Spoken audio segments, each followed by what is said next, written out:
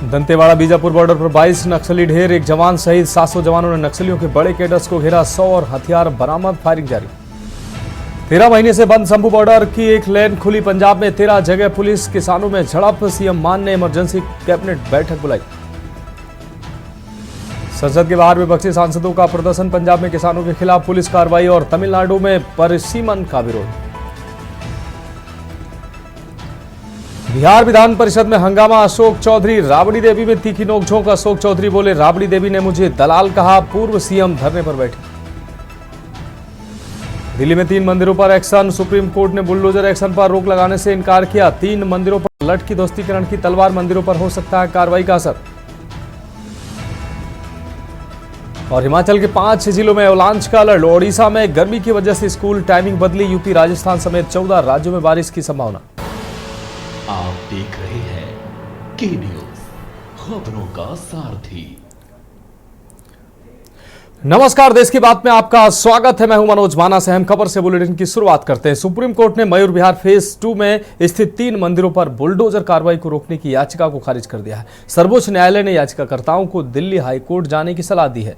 DDA ने इन मंदिरों पर कार्रवाई करने का प्रयास किया था, जिसके चलते स्थानीय निवासियों ने प्रशासन के खिलाफ हंगामा और विरोध प्रदर्शन शुरू कर दिया, जिससे कार्रवाई को स्थायी रूप से रोकना पड़ा। मयूर विहार फेज 2 में 3 प्रमुख मंदिर स्थित हैं, जिनमें पूर्वी दिल्ली कालीबाड़ी समिति, श्री अमरनाथ मंदिर संस्था और श्री बद्रीनाथ मंदिर शामिल है। इन मंदिरों की समितियों ने दिल्ली विकास प्राधिकरण द्वारा 19 मार्च 2025 को जारी किए गए विध्वंस नोटिस के खिलाफ सुप्रीम कोर्ट में याचिका दायर की। वकील विष्णु शंकर जैन के माध्यम से प्रस्तुत की गई याचिका में उल्लेख किया गया है कि अधिकारियों ने बुधवार रात 9 बजे एक सार्वजनिक नोटिस जारी किया, जिसमें बताया गया कि मंदिरों को 20 मार्च 2025 को सुबह 4 बजे ध्वस्त किया जाएगा। वकील विष्णु शंकर जैन ने याचिका में उल्लेख किया कि डीडीए या किसी धार्मिक समिति के प्राधिकरण ने मंदिरों को अपनी बात रखने का कोई अवसर नहीं दिया। याचिका में यह भी बताया गया कि ये मंदिर 35 वर्ष पुराने हैं और डीडीए ने स्वयं कालीबाड़ी समिति को मंदिर के सामने के मैदान में दुर्गा पूजा आयोजन करने की अनुमति दी थी। सुप्रीम कोर्ट ने मंदिरों की याचिका पर विचार करने से मना कर दिया और उन्हें दिल्ली उच्च न्यायालय में जाने का निर्देश दिया।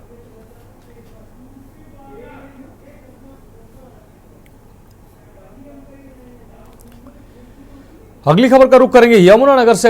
अगली अहम खबर, जहां शहर के जैन विहार कॉलोनी में मानसिक रूप से परेशान 11वीं कक्षा के छात्र हरसुख ने अपने घर में पंखे से लटक कर आत्महत्या कर ली। घटना की सूचना मिलने पर पुलिस मौके पर पहुंची और शव को कब्जे में लेकर पोस्टमार्टम के बाद परिजनों को सौंप दिया। मृतक के चचेरे भाई हरभजन सिंह ने बताया कि सुबह करीब 3:30 बजे उसकी चाची ने फोन पर इस घटना की जानकारी दी।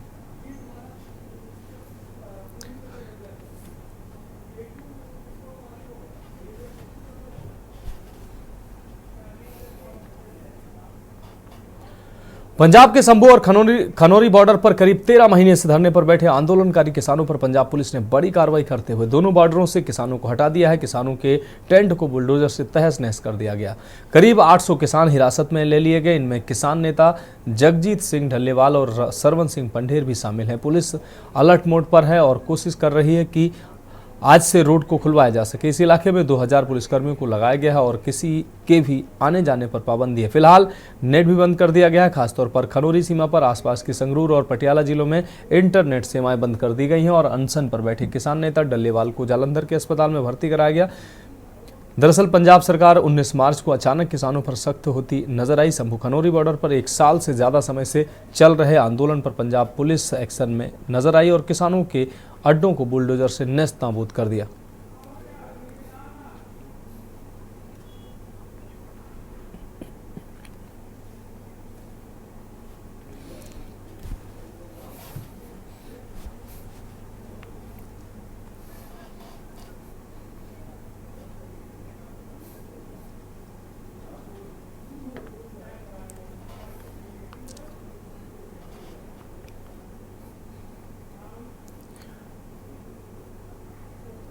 देश की बात में अब उत्तर प्रदेश की खबरों का रुख करते हैं। खबर लखनऊ से है, जहां पीसीडीएफ के संविदा कर्मियों पर गिरी है गाज।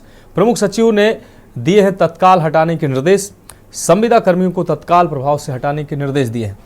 के रविंद्र नायक ने पीसीडीएफ के प्रबंधक से की है बात। पराग बूथों पर कार्यरत संविदा कर्मियों को हटाने के निर्देश दिए। प्रदेश के सभी पराग बूथों पर सेवाएं समाप्त की जाएं। प्रमुख सचिव पशुधन के रविंद्र ने ये निर्देश दिए हैं। आदेश का अनुपालन नहीं हुआ तो होगी कार्रवाई। महाप्रबंधक और उप महाप्रबंधक पर होगी कार्रवाई। महाप्रबंधक और उप महाप्रबंधक के वेतन से होगी भरपाई। सरकार पराग बूथों को ठेकेदारी प्रथा से करेगी संचालित। सरकार ने नई व्यवस्था लागू करने का निर्णय लिया है। इस कड़े फैसले से संविदा कर्मचारियों में हड़कंप मच गया है। बूथों के सुचारू और पारदर्शी संचालन के लिए ये कदम उठाए गए हैं, ये प्रमुख सचिव का कहना है।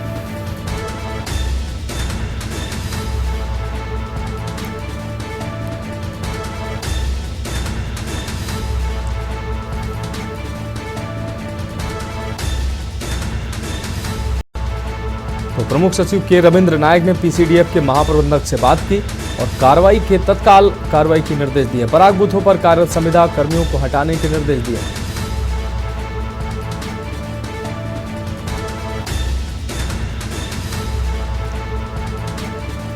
बूथों के सुचारू और पारदर्शी संचालन के लिए कदम उठाने की बात कही गई।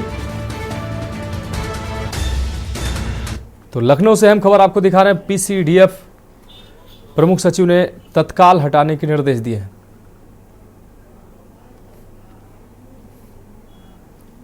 रुक करेंगे अगली अहम खबर का। प्रदेश में मुख्यमंत्री योगी आदित्यनाथ के नेतृत्व में सरकार का 8 साल का कार्यकाल पूरा होने पर 25, 26 और 27 माह को समारोह आयोजित करने की तैयारी है। 3 दिवसीय कार्यक्रम की तैयारियों के लिए सीडीओ आरपी जगत साई ने बुधवार को विकास भवन सभागार में अधिकारियों के साथ बैठक की। इस दौरान उन्होंने अधिकारियों को अभी से तैयारियों में जुटने के निर्देश दिए। वहीं उत्तर प्रदेश में बीते 8 सालों में जबरदस्त बदलाव देखने को मिला है। बीजेपी का दावा है कि राज्य 2017 तक बीमारू राज्य माना जाता था, वहीं अब देश की अर्थव्यवस्था का ग्रोथ इंजन बनकर उभरा है।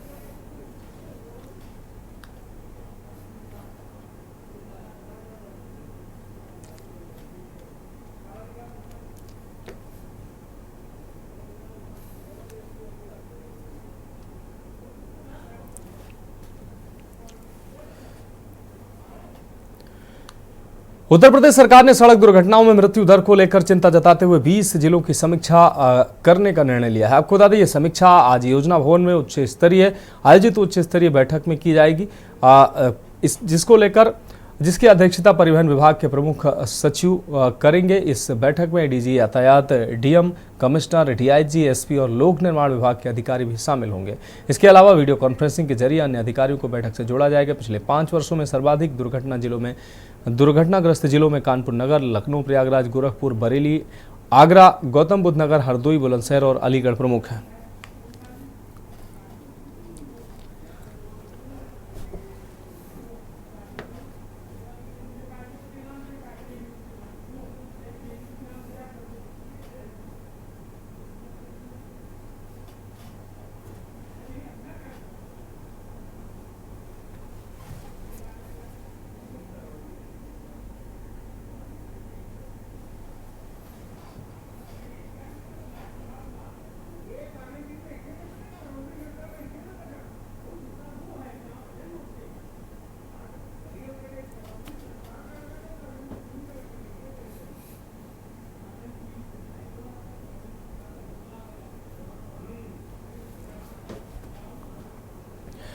अगली अहम खबर का रुख करते हैं। खबर गाजियाबाद से, जहां लोनी में कलश यात्रा के दौरान लोनी विधायक नंद किशोर गुर्जर व पुलिस के बीच विवाद हो गया। इस दौरान लोनी विधायक नंद किशोर गुर्जर ने पुलिस पर गंभीर आरोप लगाए। विवाद के दौरान खींचतान में लोनी विधायक नंद किशोर गुर्जर का कुर्ता फट गया।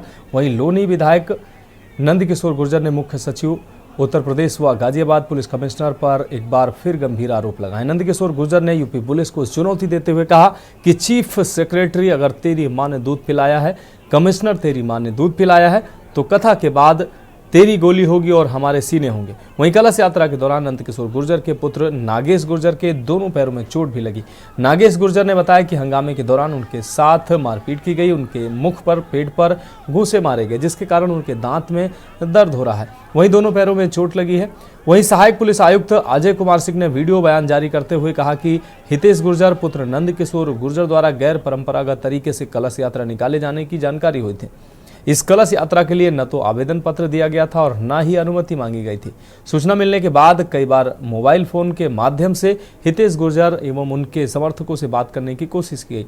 आज एसीपी अंकुर विहार द्वारा नंद किशोर गुर्जर को फोन कर इस यात्रा से संबंधित बात करते हुए बगैर अनुमति के ये यात्रा के निकालने का निवेदन किया गया था। इसके बावजूद भी हितेश गुर्जर एवं उनके समर्थकों ने जबरन यह गैर परंपरागत यात्रा निकाली। रोकने के दौरान पुलिस कर्मियों के साथ धक्का मुक्की की गई। कानूनी कार्रवाई की बात अब कही गई है।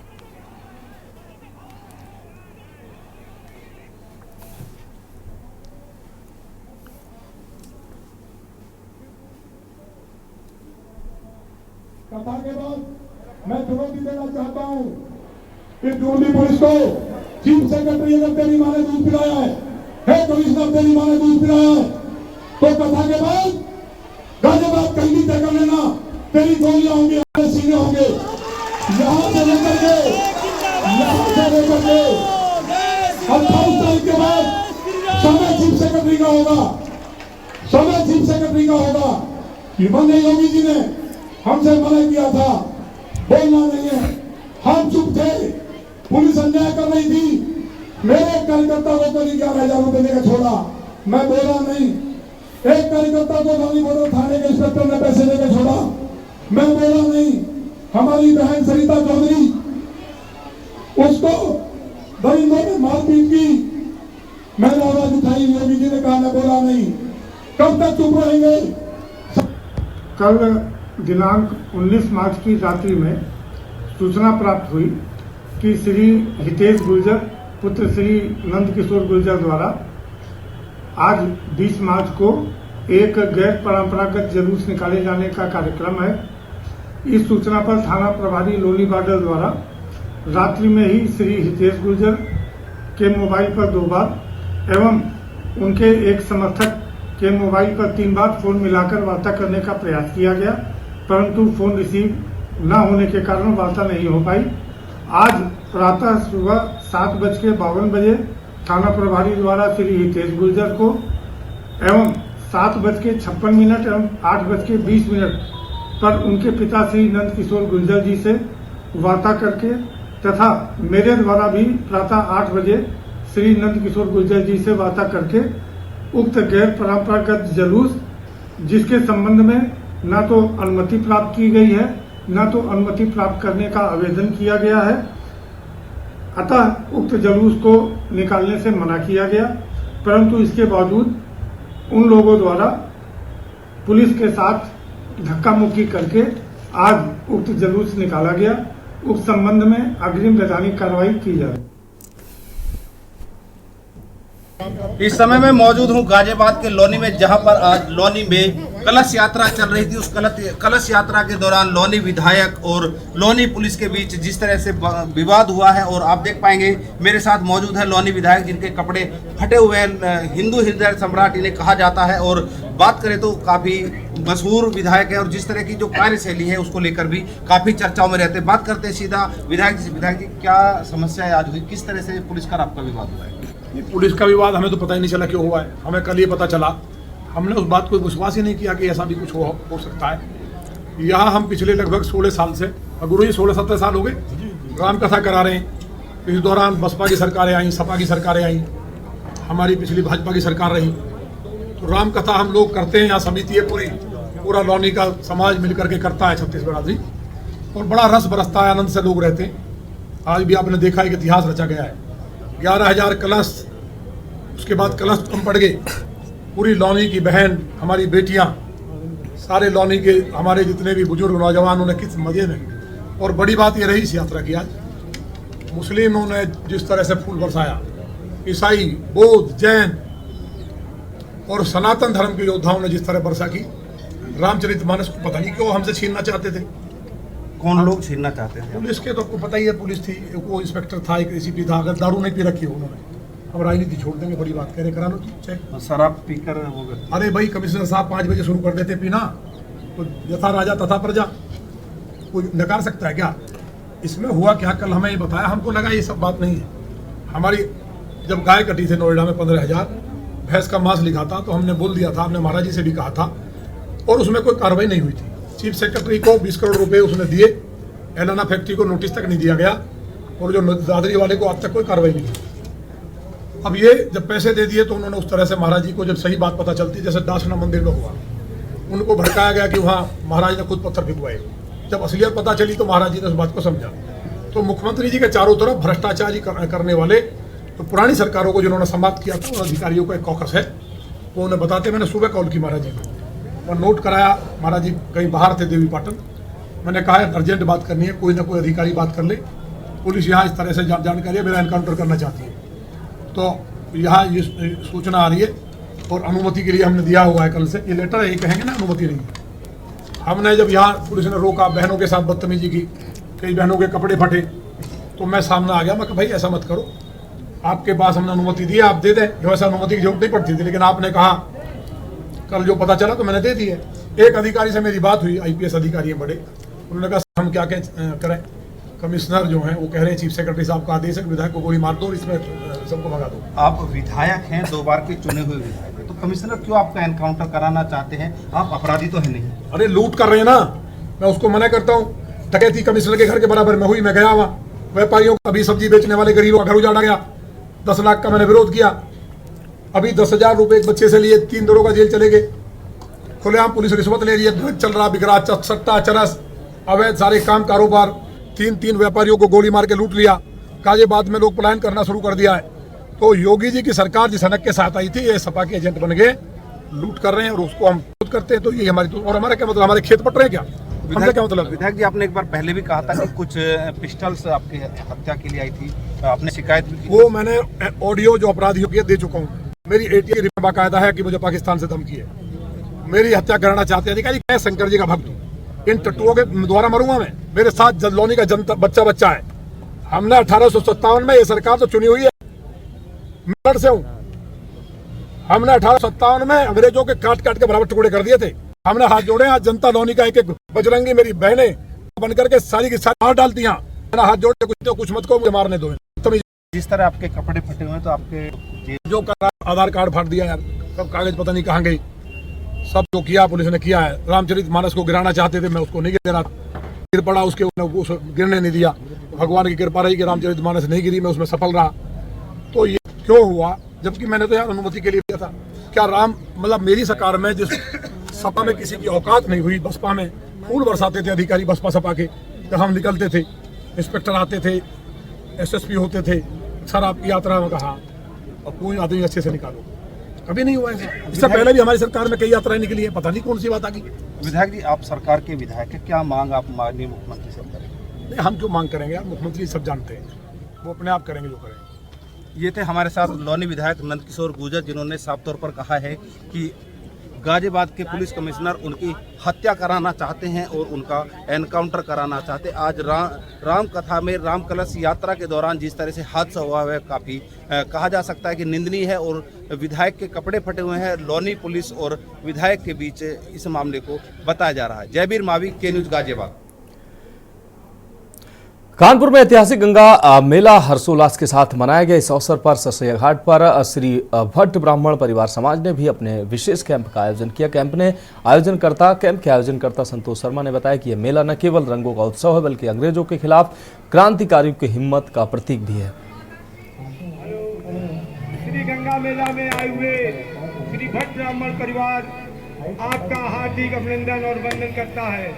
गंगा मेला में आज का जो पर्व है, कानपुर की नहीं उत्तर प्रदेश की धरती में जो कानपुर का ऐतिहासिक गंगा मेला लगता है, वो पूरे उत्तर प्रदेश में एक प्रसिद्ध गंगा मेला होता है।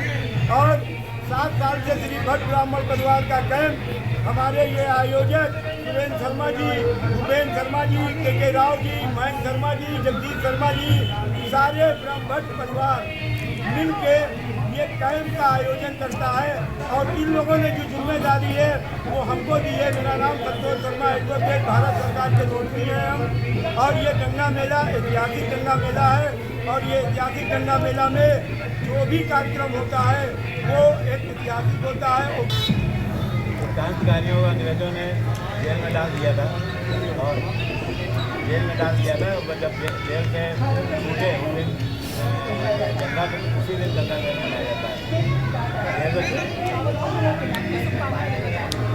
समस्त कानपुर वासियों को समाज हमारे साथ बहुत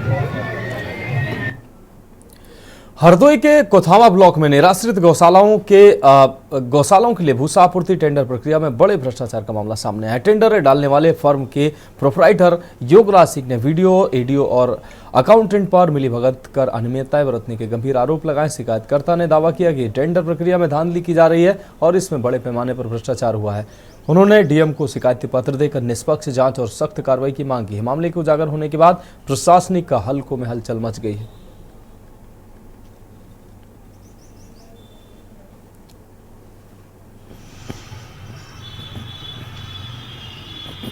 हम अतरौली के रहने वाले हैं और हमने कोथावा ब्लॉक में एक निराश्रित गौशाला उसमें टेंडर डाला था भूसा आपूर्ति के लिए।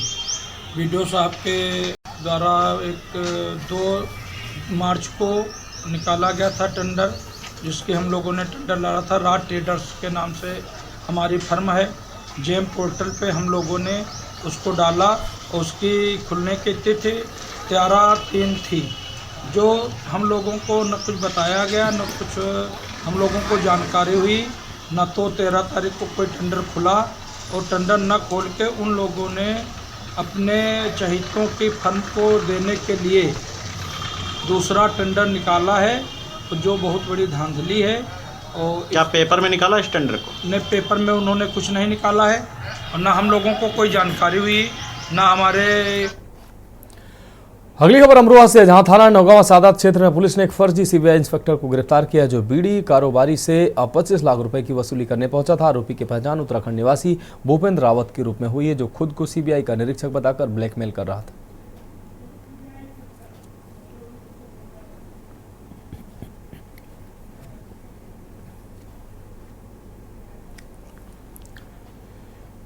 पीलीभीत में महिलाओं से हो रही लूट की घटनाओं का खुलासा करते हुए पुलिस ने 2 शातिर लुटेरों को गिरफ्तार किया है। एसपी अविनाश पांडे के नेतृत्व में गठित की गई 4 टीमों ने मुखबिर तंत्र के जरिए 15 और 16 मार्च को लूट की 2 घटनाओं के बाद सफलता हासिल की है। गिरफ्तार लुटेरों में हरीश कुमार, जो पीलीभीत के न्यूरिया थाना क्षेत्र का निवासी है, और कमलेश, जो उधम सिंह नगर उत्तराखंड का रहने वाला है। ये दोनों मिलकर मोटरसाइकिल से महिलाओं से लूट की घटनाओं को अंजाम देकर लूटी हुई संपत्ति को सुनार अग्रवाल को बेचते थे। पुलिस ने उनके पास से 2 कुंडल, 2 बाली, मोटरसाइकिल और 1 तमंचा और चाकू बरामद किया। पुलिस अब आरोपियों के खिलाफ विभिन्न धाराओं में मुकदमा दर्ज कर जेल भेजने की तैयारी है।